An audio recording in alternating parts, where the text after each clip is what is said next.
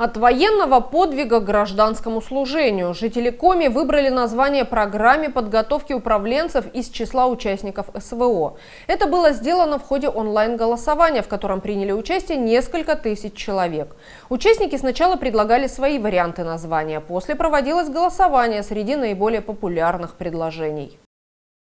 Инициатором голосования выступил временно исполняющий обязанности главы Коми Ростислав Гольдштейн, предложивший жителям региона лично поучаствовать в выборе названия для программы. По итогам голосования новый проект получил имя «Пера. Путь героя». Пера – это легендарный богатырь коми-пермяцкого эпоса, символ силы и справедливости. В Республике Коми завершилось онлайн-голосование, в рамках которого жители нашего региона выбирали название новой программы, образовательной программы для участников СВО и членов их семей. Инициатором голосования выступил временно исполняющий обязанности главы Республики Коми Ростислав Гольдштейн, который предложил всем жителям нашего региона принять непосредственное участие в выборе этого названия. Отрадно отметить, что название выбрано с нашим национальным колоритом и называется «Пера. Путь героя».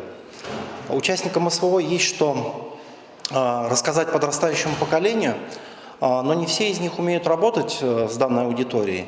И именно этот образовательный проект позволит участникам СВО публично выступать, приобрести эти навыки публичного выступления, а ребятам от первого лица узнавать о героях нашего времени.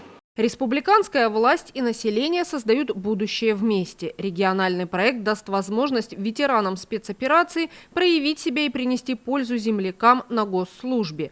Участниками программы смогут стать как ветераны, так и действующие бойцы. Профессиональная переподготовка будет включать образовательный цикл по направлению государственное и муниципальное управление, стажировку в органах власти, навыки командной работы и личностный рост. Участников ждет обучение под руководством наставника из числа высокопоставленных руководителей правительства, министерств, ведомств.